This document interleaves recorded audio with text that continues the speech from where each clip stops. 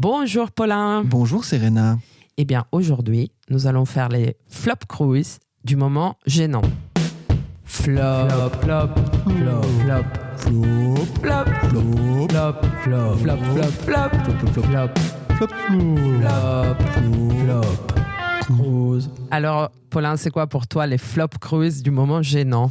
Alors le moment gênant, donc c'est pendant un film, autour du film, enfin c'est pas forcément voilà, c'est pas que au cinéma, tu vois, c'est le moment gênant de la carrière de Tom Cruise en tant que personnage public. En tant que personnage voilà. Donc j'ai une petite liste de 4 trucs. Alors en mention spéciale quand même Valkyrie, parce que c'est un peu gênant tout ce qui s'est passé autour de ce film, notamment le fait que t'as un pays qui dit bah non, en fait un pays entier quand même qui dit non ce film non, ce film ce sera non parce que ce monsieur est scientologue, donc non. Donc c'est un peu gênant quand même quand ton boulot c'est de faire des films et qu'il y a un pays qui refuse carrément. Bon, c'est un peu embarrassant. Et après du coup on va parler de 3 moments ou films. Je vais commencer en numéro 3 par Legend. Gênant pourquoi? Alors c'est pas pour le contenu, etc. C'est pour le flop que ça fait par rapport à l'ambition du truc, quoi. C'est quand même Ridley Scott, c'est quand même un gros machin. Et des flops, il n'y en a pas eu 20 000 dans la carrière de Tom Cruise niveau thune. Et ça, c'est un peu gênant quand même que t'es un grand cinéaste, que t'aies beaucoup de moyens et que t'as un film qui marche pas.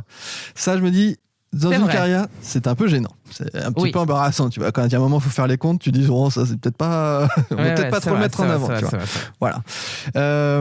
Ensuite, une performance de la gênance. Oh non, c'est quoi? C'est Losing It, parce qu'en fait, mais alors à la fois, c'est positif. Parce qu'en fait, il joue le gamin qui est gêné tout le long du film. Et, du coup, et le film est très gênant aussi, quand même, on va dire, par rapport à ce qu'il raconte. Et du coup, ce film, je trouve, incarne la gêne. Parce que tu le regardes, t'es un peu gêné, parce que c'est un peu nul. Lui, le personnage, il est gêné et bon, tout est gênant dans ce film, à la fois le visionnage, le contenu, tout ça.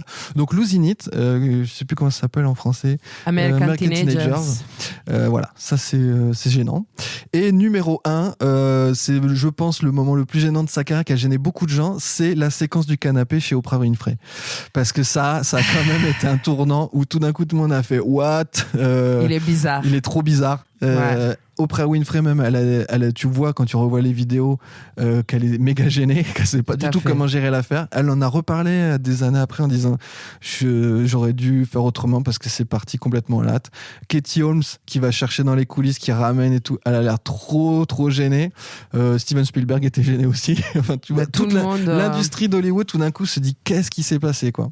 Et c'est vraiment un moment c'est un gros moment de bascule où tout d'un coup c'est trop enfin c'est vraiment après du coup tu passes la gêne et carrément ça commence à couper les ponts, mais ce moment-là c'est le moment de gêne ultime, je pense, dans la carrière de Tom Cruise. C'est vrai que c'est difficile à voir cette scène. Même sur YouTube, t'as vraiment du mal à la regarder jusqu'au bout.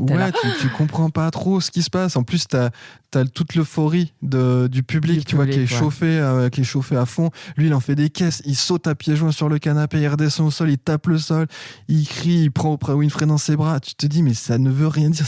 C'est absurde. Ouais. C'est complètement fou, lunaire. Voilà. Bon top 3, 4. Flop 3 plus une mention. Flop, c'est vrai. Flop cruise. Eh bien, merci Paulin. Avec plaisir. À demain. À demain, des bisous.